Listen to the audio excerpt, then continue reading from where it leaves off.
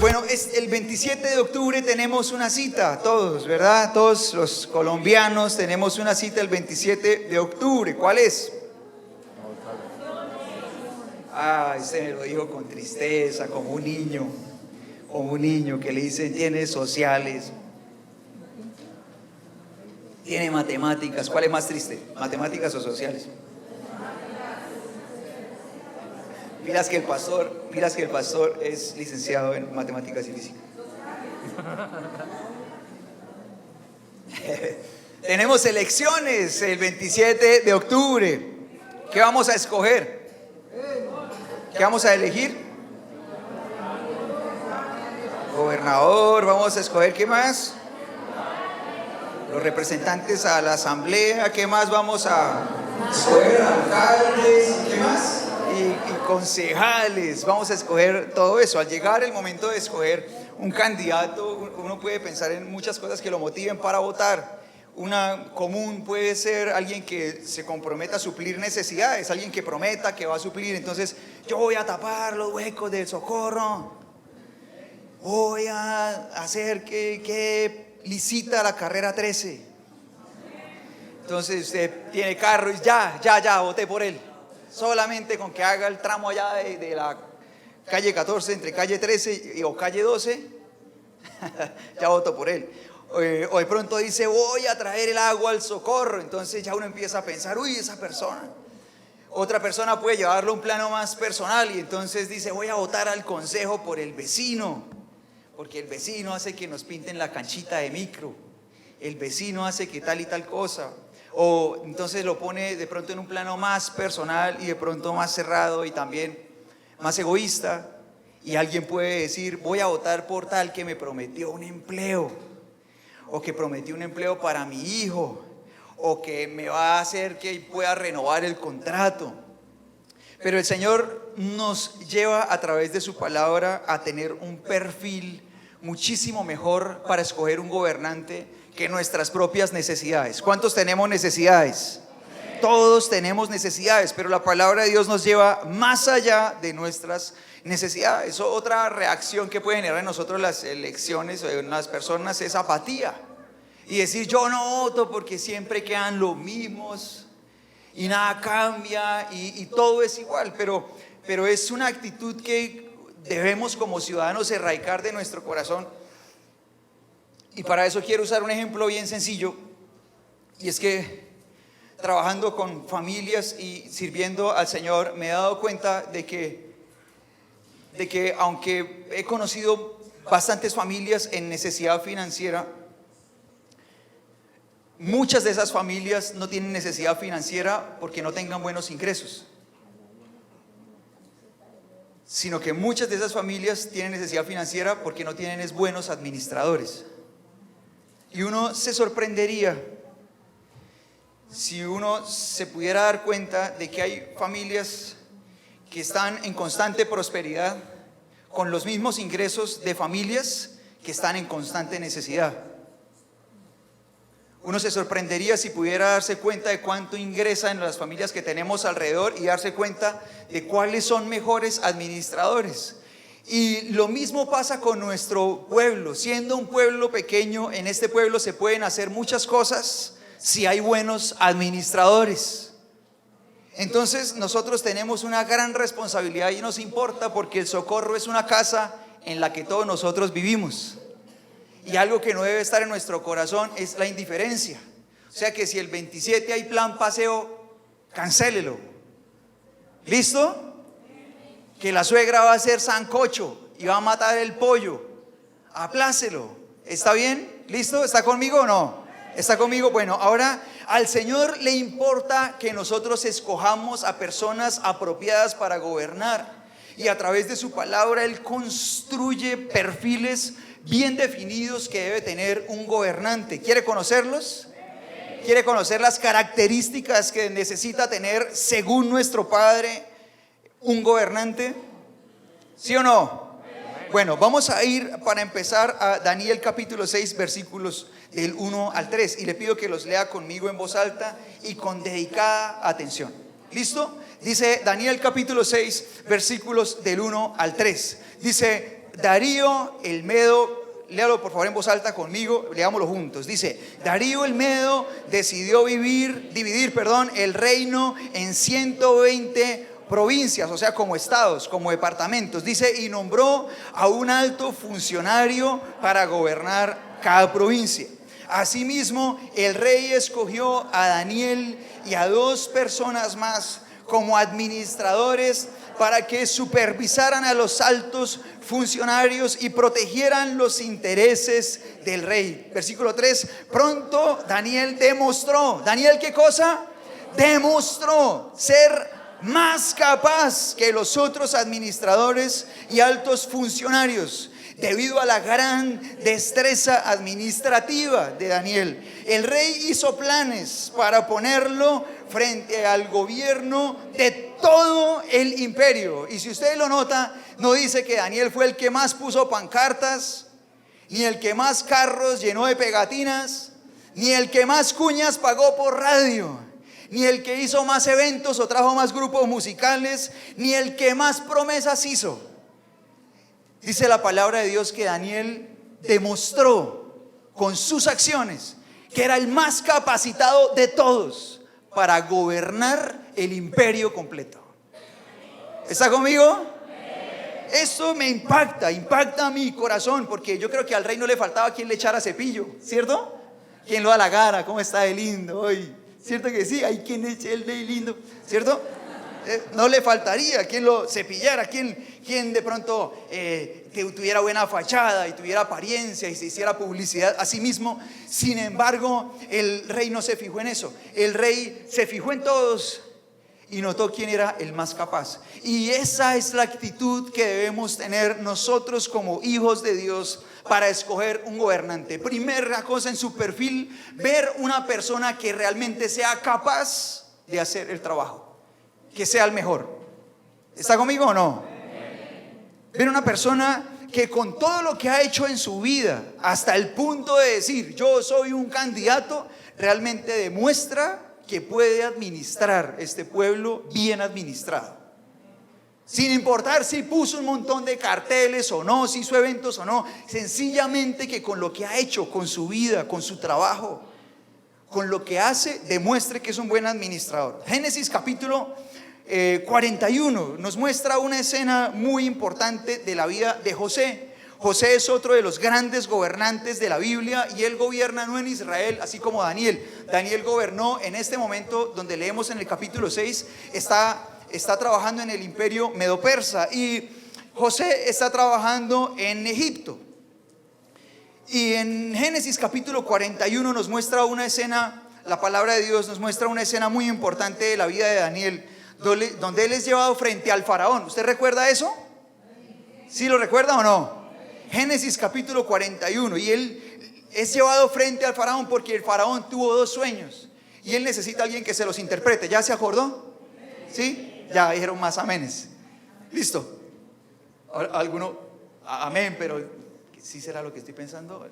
Bueno, ahora, él traen a José frente a faraón, y cuando él llega ahí, no solamente le da a faraón la interpretación de sus sueños, no solamente eso, sino que cuando le interpreta sus sueños y le dice que corresponden a 14 años futuros que se dividen en 2 grupos, 7 años de prosperidad y 7 años de extrema hambruna, en la que todo lo que han acumulado los egipcios se va a acabar. Van a ser tan devastadores los 7 años finales que van a acabar con el país. Ahí está José, y en Génesis 41, 33 al 36, después de darle la interpretación del sueño al faraón, él le da una estrategia para enfrentar esos 7 años.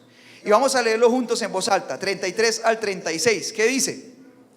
Por lo tanto, el faraón debería encontrar, ¿qué dice? A un hombre inteligente y sabio y ponerlo a cargo de toda la tierra de Egipto.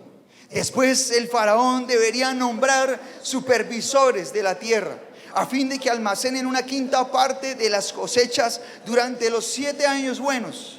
Haga que ellos reúnan toda la producción de alimentos en los años buenos que vienen y la lleven a los graneros del faraón. Almacene bien el grano y vigílelo para que haya alimento en las ciudades. De esa manera habrá suficiente para comer cuando lleguen los 7 años de hambre sobre la tierra de Egipto. De lo contrario, el hambre, ¿qué va a pasar?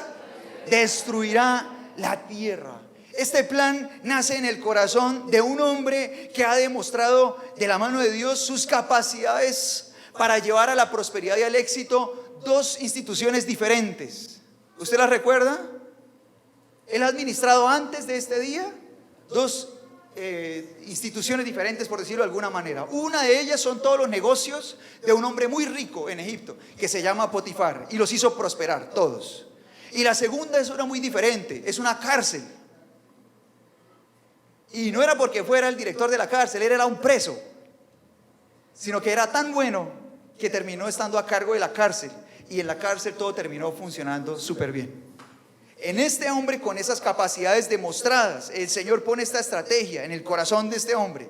Y si usted se da cuenta, cuando él da la respuesta, José ni siquiera se hace publicidad. Él le dice al faraón: usted debería buscar a alguien inteligente y sabio que se organice de esta manera y haga el trabajo. ¿Usted sabe cuál era el destino de José solamente haciendo la tarea si el faraón le decía gracias, chino? Probablemente volvería a prisión. Él era un prisionero, probablemente volvería, pero aún así sus intereses personales no estaban por encima de los intereses de la comunidad. Y por eso él le dice al faraón: busque a un hombre que sea capaz de hacer el trabajo.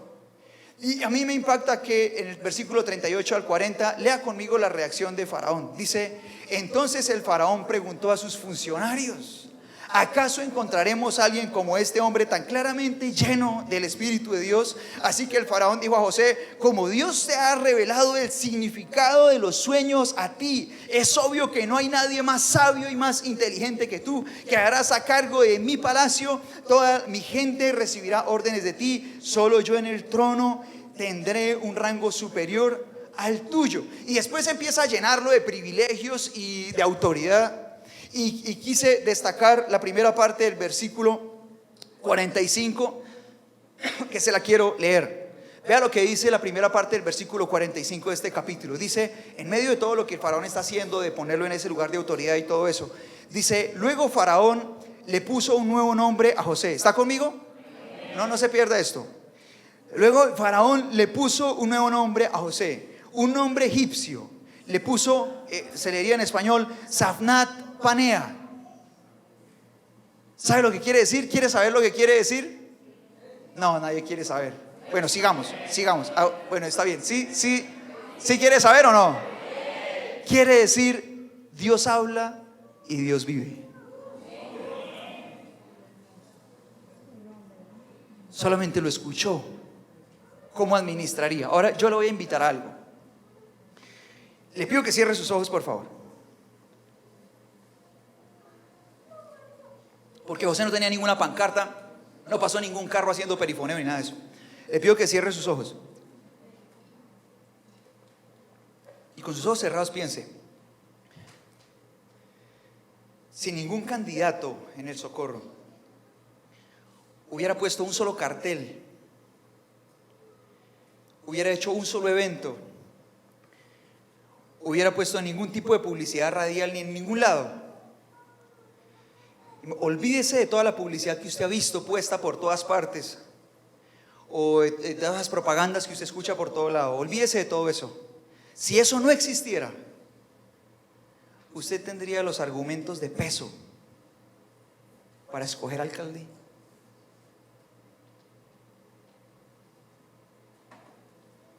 Tendría los argumentos de peso para escoger representante al consejo.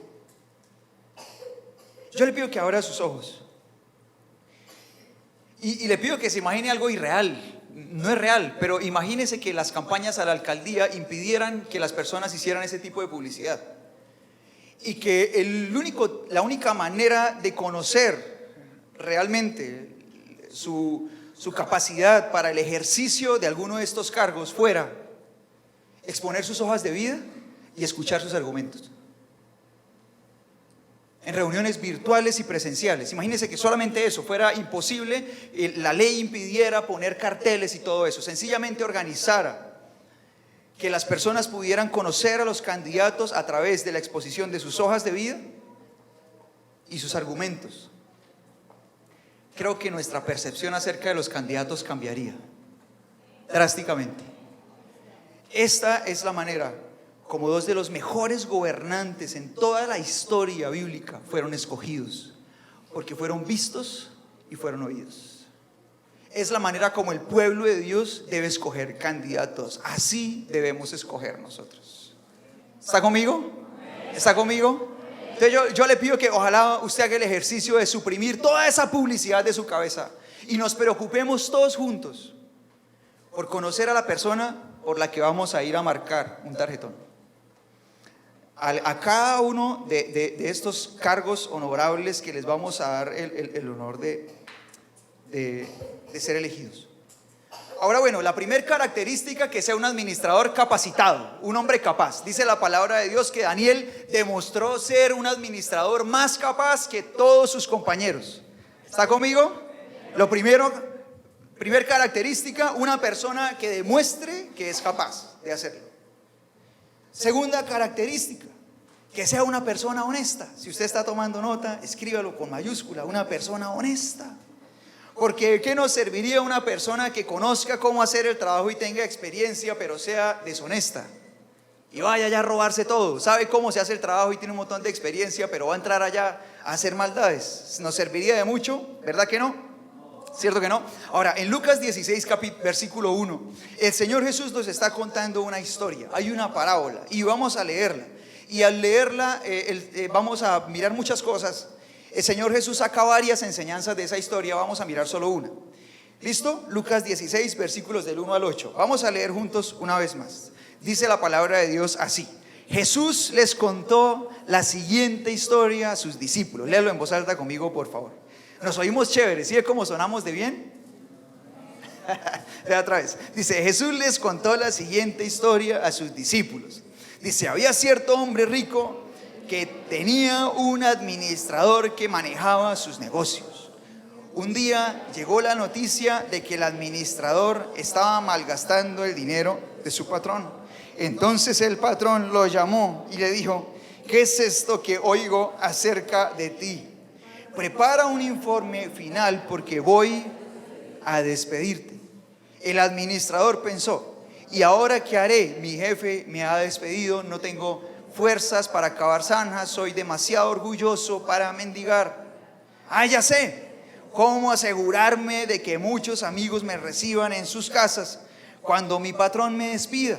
Entonces invitó a todo el que le debía dinero a su patrón para conversar sobre la situación. Le preguntó al primero: ¿cuánto debes a mi patrón? El hombre contestó: le debo, ¿cuánto? 100 medidas de aceite de oliva. Entonces el administrador, ¿qué le dijo? ¿Qué dijo? Toma la factura y cámbiala a 50 medidas. Versículo 7. Le preguntó al siguiente: ¿cuánto le debes tú? Le debo 100 medidas de trigo. ¿Y qué respondió? Toma la factura y cámbiala a 80 medidas, le dijo. Y el versículo 8, el Señor Jesús empieza a concluir la historia y dice: el hombre rico tuvo que admirar a este pícaro deshonesto por su astucia. Y la verdad es que los hijos de este mundo son más astutos que los hijos de la luz para lidiar con el mundo que los rodea. ¿Y será que habrá candidatos que hacen lo mismo acá en el Socorro? ¿Habrá por ahí algún pícaro deshonesto ganando amigos con lo que no es de ellos? Diciendo: oiga, vote por mí que yo le cuadro ese empleo. Diciendo: oiga, vote por mí que yo le soluciono el problemita. Oiga, vote por mí, cuente con eso que hemos hablado yo. Oiga, vote por mí y aquí tiene estos papelitos, esta platica para que se haga un mercadito. O vote por mí, lo invito a este tamal. Vote por mí, tómese esto. ¿Si habrá candidatos haciendo eso acá en el Socorro o no?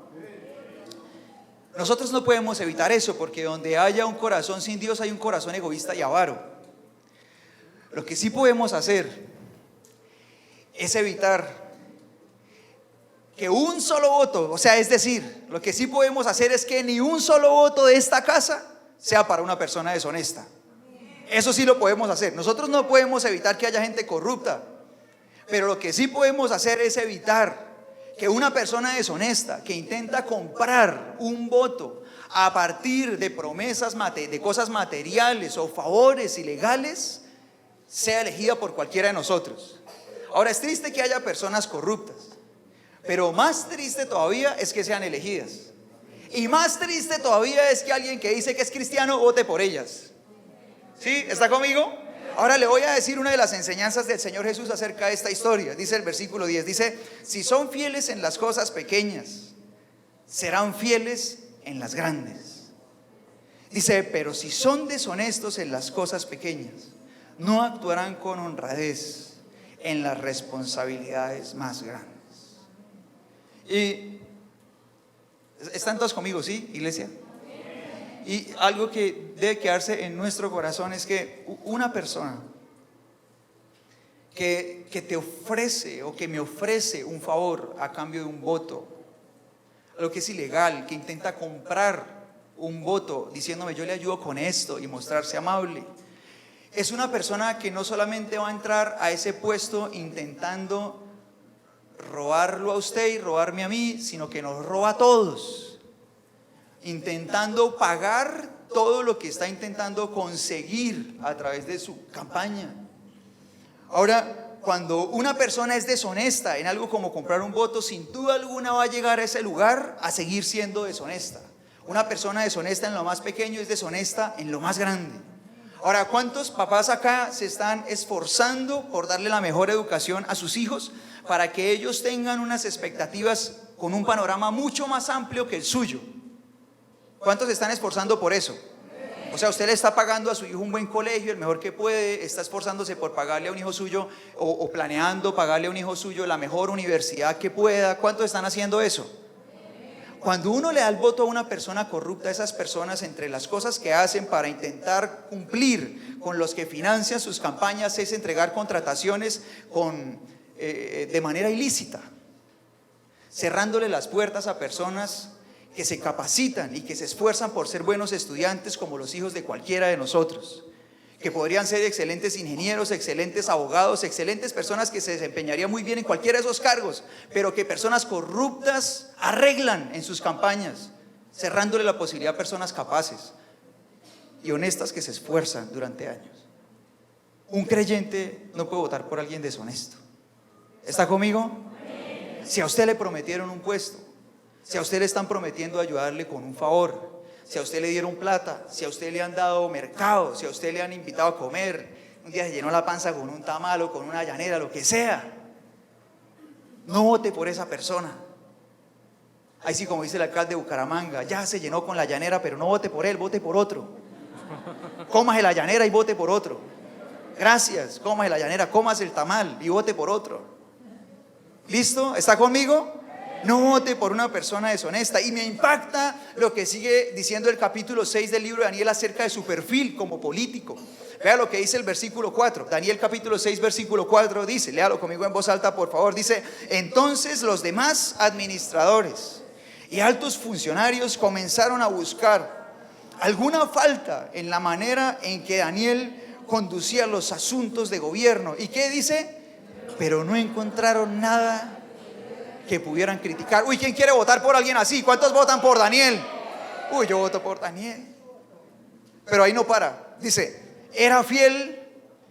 ¿Qué más dice? Siempre responsable y totalmente digno de confianza. Qué nivel, ¿verdad? Increíble, ¿cierto? O sea, esa debe ser nuestra expectativa. Esa debe ser nuestra expectativa. ¿Está conmigo? Cómase su tamal, ¿cierto? Votemos por gente que sea honesta. ¿Sí? ¿Está conmigo? Votemos por gente honesta. Y ahora nosotros podemos ya reunir dos cosas bien importantes. Entonces, la primera característica que vimos son personas que demuestran que son capaces, ¿verdad? Que son más capaces que los demás. Esa es la primera. Pero la segunda hace que la primera sea valiosa, y es que sean personas como personas honestas. Vamos por otra característica. En Deuteronomio 17, 14 y 15, el Señor le está dando a Israel instrucciones acerca de cómo elegir un rey. Cuando es revelado el libro de Deuteronomio y es transmitido al pueblo de Israel, el pueblo de Israel todavía no se ha establecido como nación. ¿Está conmigo, iglesia? No se ha establecido como nación. Entonces el Señor les está dando a través de Moisés instrucciones para cuando ellos sean nación. Y el capítulo 17, versículo 14 y 15 dice las siguientes instrucciones. Dice: estás por entrar en la tierra que el Señor tu Dios te da. Cuando tomes posesión de ella y te establezcas allí, tal vez se te ocurra pensar: deberíamos tener a un rey para que nos gobierne, tal como tienen las naciones que nos rodean. Y dice el 15: si tal cosa sucediera, asegúrate de designar como rey al hombre que el Señor tu Dios elija. Tendrás que nombrar a un hermano israelita y no podrá ser un extranjero. Yo creo que definitivamente cada persona termina eligiendo a alguien que represente lo que hay en su corazón. O sea, si una persona en su corazón, para una persona en su corazón, lo más importante es a como dé lugar conseguir un trabajo, entonces a como dé lugar pone allá a alguien que le solucione el chicharrón. Pero si una persona en primer lugar en su corazón tiene una profunda pasión por Dios, entonces quiere elegir a alguien que lo represente allá en ese lugar como alcalde, quiere alguien que lo represente en el consejo, quiere alguien que lo represente en esas posiciones y que realmente le permite identificarse con él en cuanto a sus principios. Ahora, yo veo acá en este versículo dos expresiones que me impactan mucho. El versículo 15 dice: asegúrate de designar.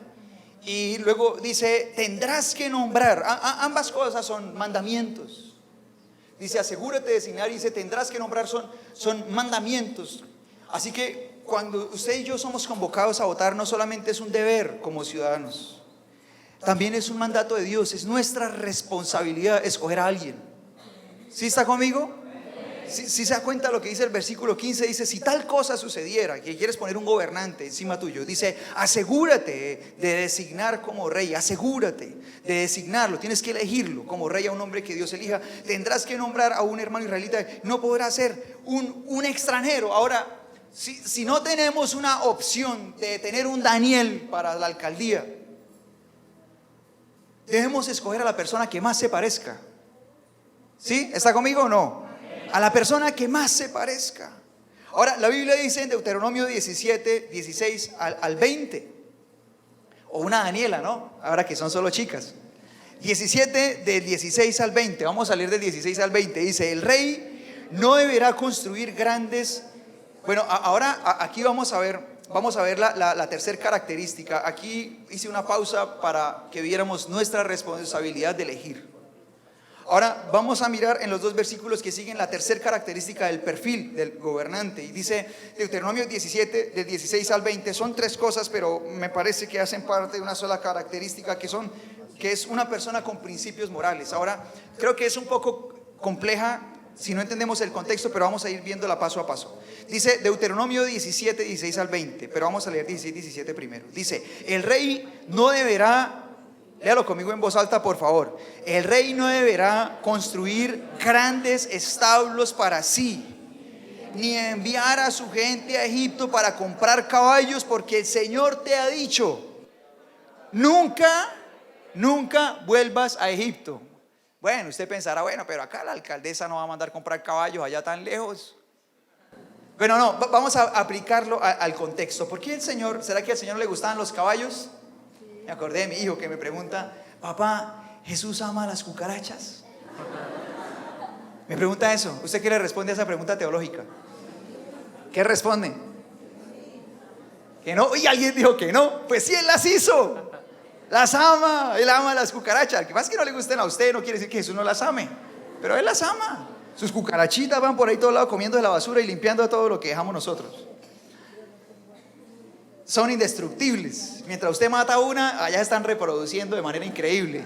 El Señor se aseguró de que nadie acabara sus cucarachitas. Nadie las va a matar. Por más de que usted las persiga a chancleta, nadie va a matar las cucarachas. Ahora ni sé qué estaba diciendo, espere. Ya, el Señor ama a los caballos, sí, el Señor ama a los caballos. El Señor ama a los caballos. El punto era que el pueblo de Israel venía de ser esclavo en Egipto.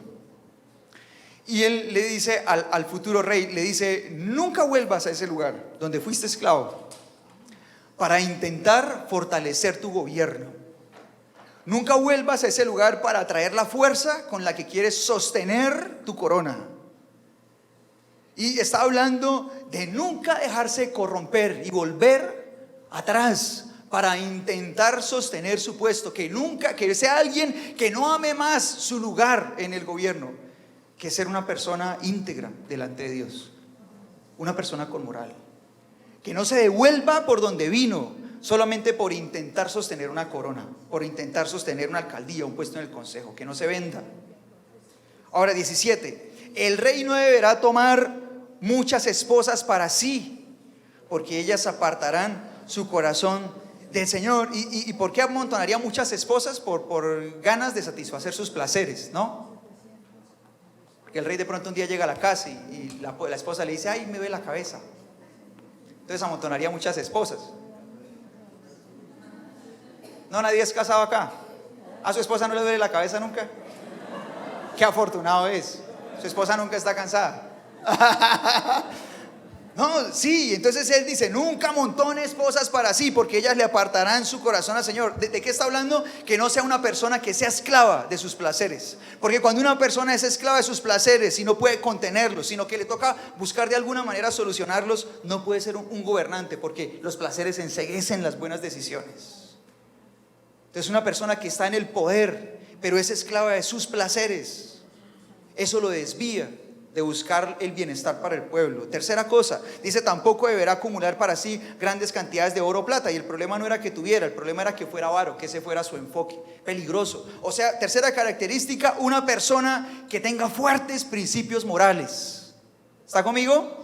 Y la cuarta está en el 18, dice, del 18 al 20, dice: cuando se siente en el trono a reinar, deberá producir una copia de este conjunto de instrucciones en un rollo.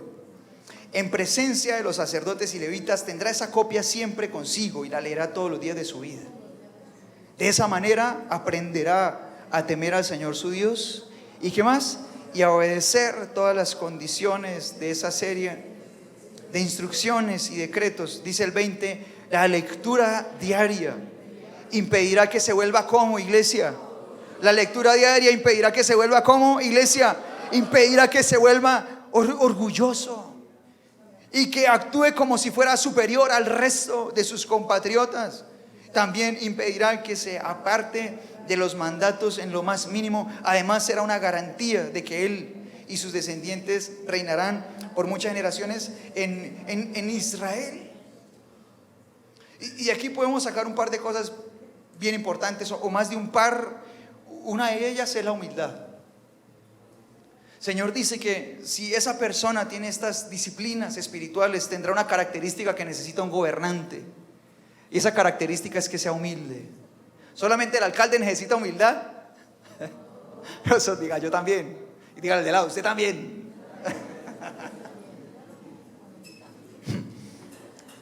Todos necesitamos humildad. Dice: la lectura diaria impedirá que se vuelva orgulloso. ¿Qué hacemos para ser humildes? Ahí está, ahí hay un consejo de parte de Dios. ¿Qué hacemos? Leer su palabra todos los días. Amén. ¿Está conmigo? Entonces, ya usted empieza a decir: ya aparecieron las llaves, ¿cierto? Ya entiendo el orgullo. Ya entiendo mi orgullo. No diga que ya entiendo el orgullo del del lado, diga: ya entiendo el mío.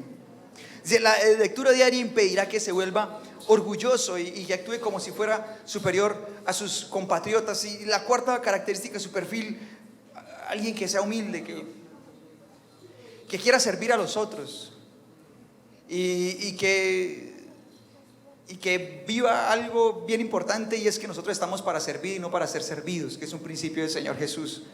Que anhele ese puesto para hacerle bien a este pueblo y no para sacar beneficio propio del pueblo al que dice servirle.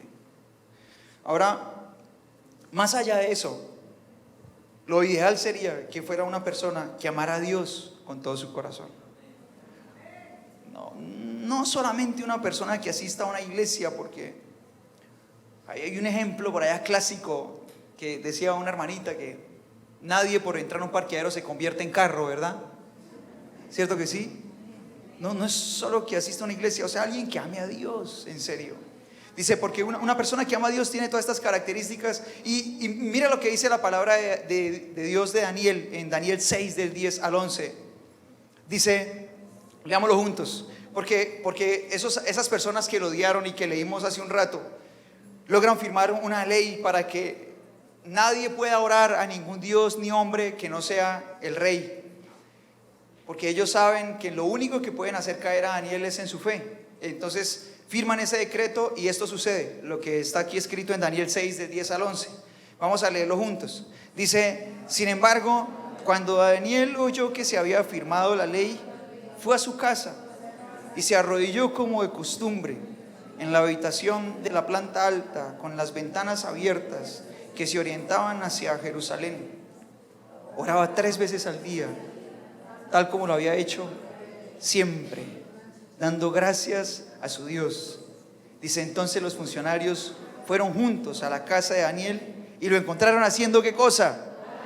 Si uno entrara así de imprevisto a la casa de trabajo de todos los candidatos, ¿qué lo encontraría haciendo? No sé. Pero pero los que entraron a la casa de Daniel lo encontraron orando. Si alguien se metiera a nuestra casa, ¡pum!, ¿qué lo encontró? ¿Qué lo encontraría haciendo? No sé, bueno, pero cuando entraron a la de Daniel, lo encontraron orando. Dice la palabra de Dios, oraba 3 veces al día, tal como siempre lo había hecho. Yo le voy a pedir que se ponga de pie, por favor. Vamos a hablar con papá Dios.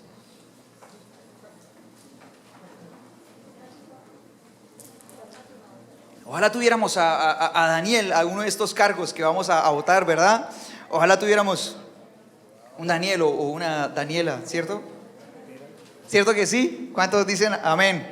¿A cuántos les gustaría? Sería un José o una ¿qué? O una Josefa.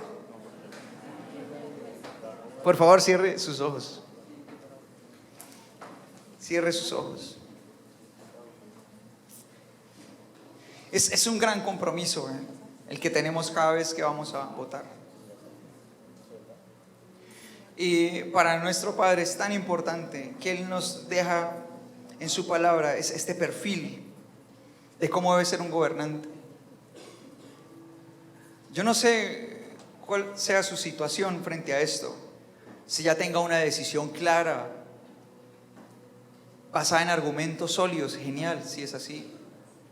Genial si su decisión es fortalecida por esta palabra que hemos compartido. También no sé si hay alguien que todavía esté indeciso y esta palabra le sirva para empezar a tomar decisiones de aquí al 27. Si lo lleve a, wow, voy a empezar a buscar entonces de la manera correcta. Voy a olvidarme de toda la publicidad y voy a centrarme realmente en lo importante. Tal vez haya quien se haya comprometido de pronto con personas que le ofrecieron un favor. Y tal vez la primera impresión fue, ay, qué buena gente que es. Pero una persona que hace algo ilícito es deshonesta. Comete delitos, es alguien que roba de lo que administra, o que intenta financiarse y luego se compromete entregando contratos y intentando pagar después en el puesto que logró todas las deudas que adquirió cuando hacía campaña. Esa persona es un ladrón. Si usted se comprometió con alguien que de manera ilícita intenta comprar su voto, por favor desista de esa decisión. Eso no es lo que hace un hijo de Dios. Yo le pido que ahí con sus ojos cerrados usted empiece a decirle al Señor: Señor, dame sabiduría para elegir a la persona correcta.